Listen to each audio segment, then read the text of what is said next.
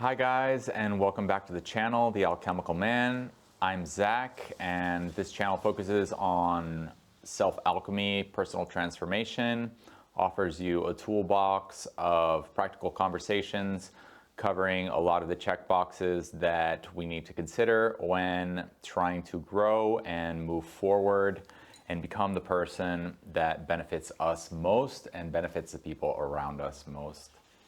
So today we're talking about grounding.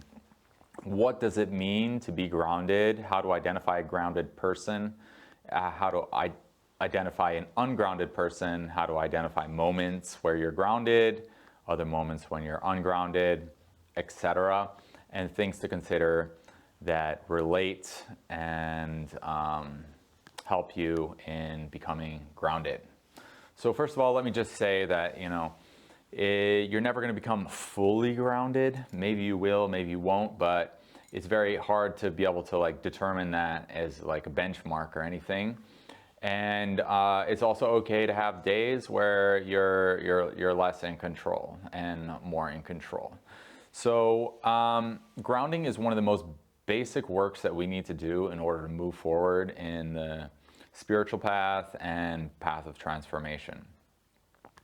So it's incredibly basic. We're going to be talking about grounding in a lot of other videos. We're going to be talking about grounding practices. We're going to have Inspire, Nurture, Flow come on and show us a lot of really great grounding practices. We're going to be talking about dietary and nutritional considerations that relate to grounding.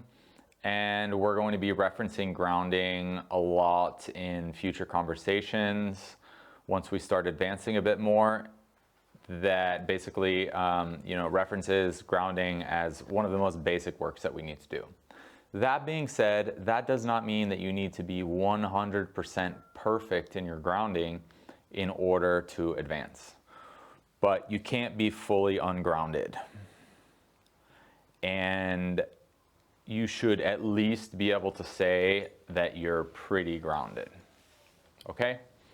So the easiest kind of measurement of the level of grounding that someone has is how they handle stressful and chaotic situations.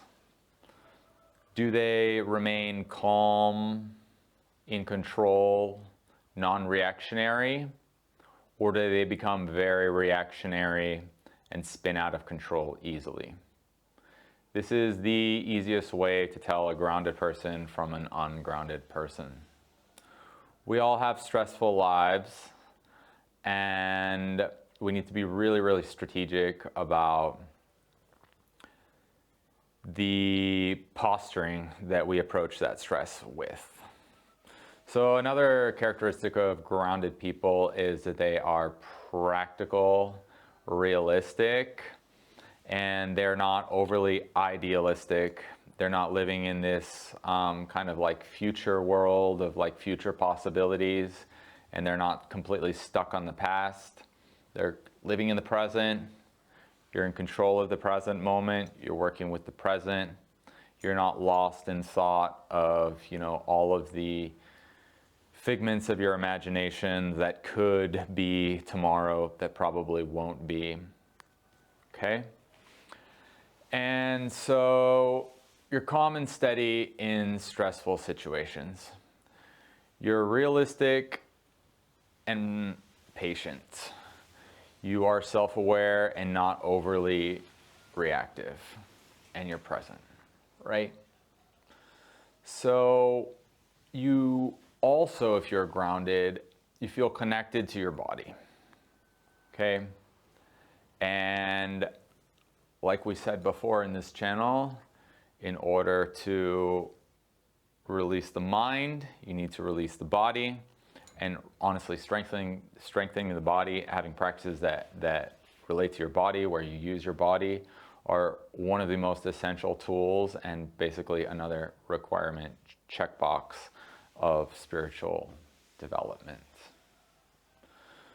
Okay, so what are some things that can aid you in being grounded, staying grounded? So sleep patterns, going to bed at a consistent time, getting enough sleep, Once we establish that, we can start our morning routine, which is one of the most powerful warrior tools that we have in life, is getting up early, setting aside time for ourselves, and doing our routine. This can be stretching, could be yoga, could be working out, could be taking your dog to the park, it could be drawing, it can be meditating, it can be whatever you want it to be. It goes a long way. Even if you can do 20 minutes of stretching every morning or 20 minutes of, calisthenics every morning, it completely changes your day. You don't need to get up, take your car to the gym, at 4 a.m. and get back by 6:30. It doesn't have to be that complicated. Don't overcomplicate things so they aren't realistic to implement into your life. Start simple. I started my routine basically just, some time back doing, I forget what it was, 20 push-ups and 20 sit-ups. And that was the beginning of this morning routine. It's evolved a lot since then, but, sometimes I don't have much time and I'll just do quick 15-minute morning routine. It's a straight up weapon. It makes me happy all day long that I woke up early and I made that time for myself. And you can grow too. You feel stronger, you feel better, you have less tense muscles. If you meditate, you feel more relaxed. If you took a walk, you feel happy that you saw that bird in that tree. It gives you this sense of accomplishment, right? Eating well. We have to eat well. If you eat a bunch of junk food, processed food, a bunch of sugar, it's going to affect your grounding. You have to eat well. Your system has to be relaxed. If you overeat, you can't sleep. Everything has a reaction. So if we eat crappy, then we don't sleep well, then we don't wake up well, all of this stuff.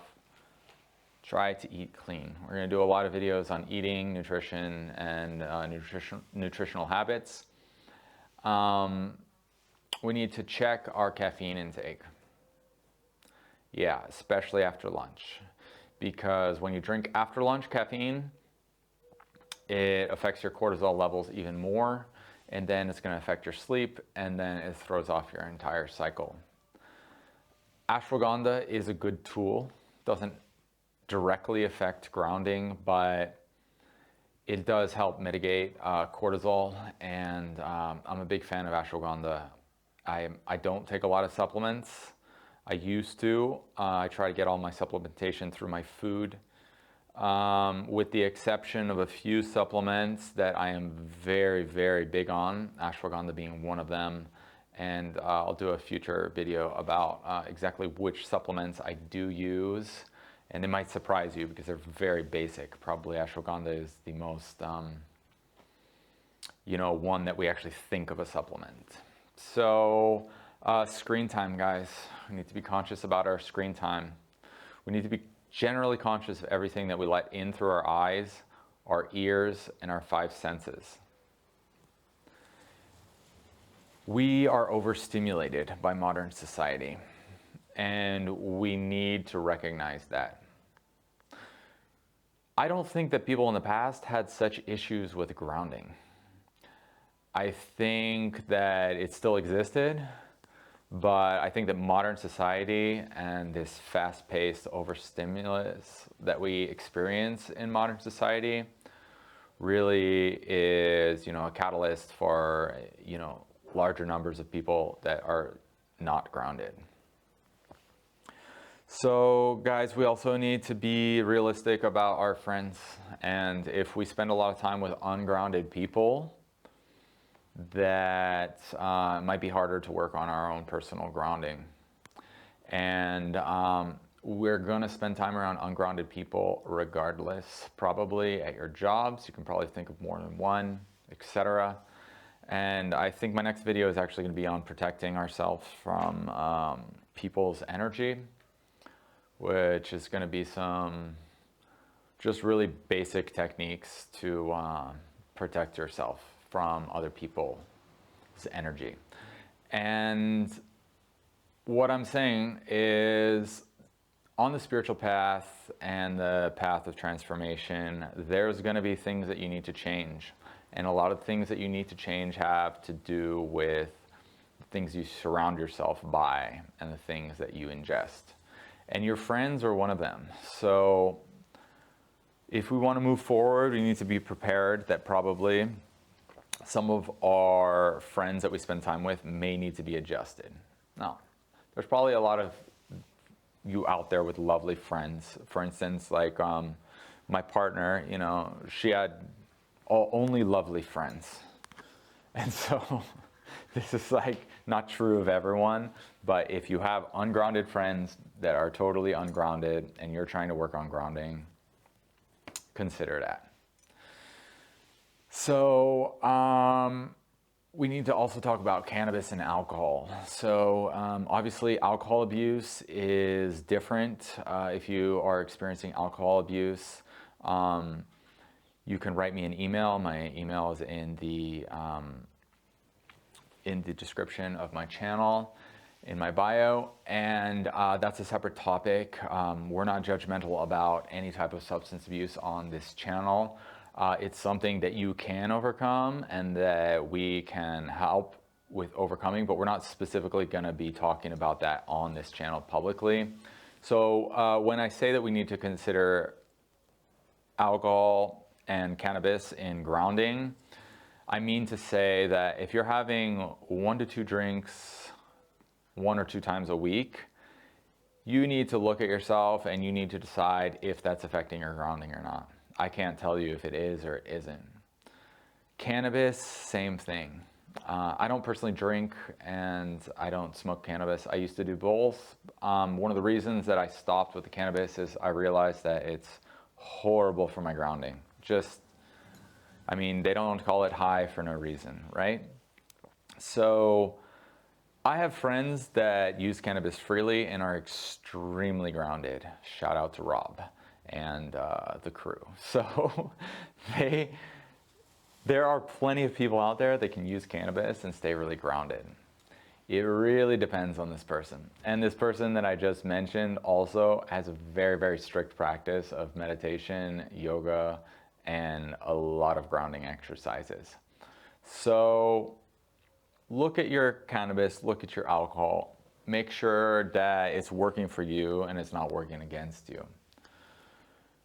All right, guys, so